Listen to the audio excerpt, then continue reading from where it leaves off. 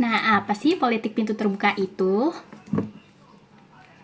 Politik pintu terbuka itu sendiri adalah sistem yang menghentikan sistem tanam paksa yang ada di Hindia Belanda, yang ditandai dengan UU Agraria dan juga UU Gula, dan juga ditandai dengan kemenangan dari Partai Liberal Belanda. Mengenai latar belakang kebijakan pintu terbuka.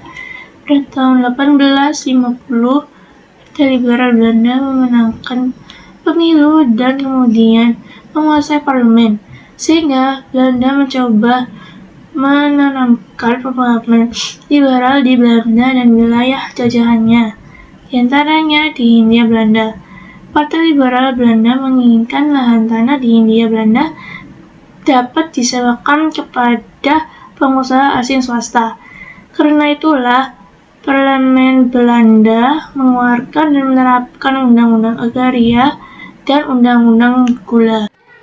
Isi Undang-Undang Agraria terdapat 3 pernyataan ataupun aturan yang sudah ditetapkan oleh Belanda pada saat itu. Yang pertama, berisikan tentang tanah di wilayah Hindia Belanda itu dibagi menjadi 2, yaitu milik pemerintah dan juga milik pribumi.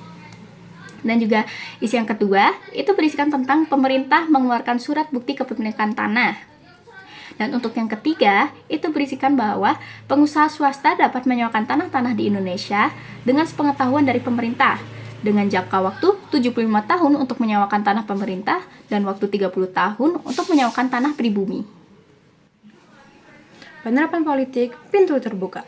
Dengan adanya kebijakan ini, para pengusaha swasta jadi tertarik untuk melakukan investasi di wilayah Hindia Belanda, terutama di bidang perkebunan dan juga pertambangan.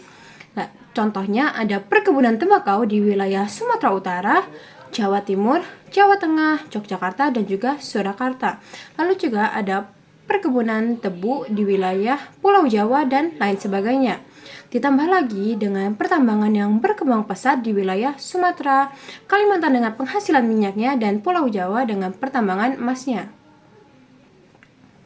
Politik pintu terbuka memiliki dampak negatif bagi rakyat Indonesia, yaitu eksploitasi manusia dan eksploitasi agraria. Eksploitasi manusia adalah di mana pengusaha merekrut banyak buruh dari Indonesia yang kemudian tidak dibayar ataupun diberi imbalan. Dampak daripada itu, banyak buruh dari Indonesia yang berusaha kabur ataupun menentang atasannya. Maka dari itu, pemerintah Belanda menerapkan sistem coeli ordinanti, yaitu sistem hukuman bagi para buruh Indonesia yang berusaha kabur ataupun menentang. Hukumannya ada berupa hukumannya bermacam-macam, ada yang ditelanjangi, ada yang dicambuk, bahkan ada yang dibunuh. Yang kedua adalah eksploitasi agraria. Eksploitasi agraria adalah bentuk penggunaan lahan produktif dengan menebang ratusan hektar hutan yang banyak terjadi di Pulau Jawa dan Sumatera menggunakan lahan yang masih kosong. Reaksi kebijakan politik pintu terbuka. Adanya kebijakan politik terbuka mendapat respon dari pihak humanis Belanda dan menuntut pemerintah Belanda untuk membalas budi atas kekayaan yang diterima untuk Indonesia. Kaum etis di Indonesia yang diwakili oleh Peter Brossoff dan Konrad Theodor van de Venter juga mendesak pemerintah kolonial untuk bertanggung jawab terhadap kesejahteraan mereka. Dari kritik itulah politik etis atau balas budi terlahir tepatnya pada tahun 1901.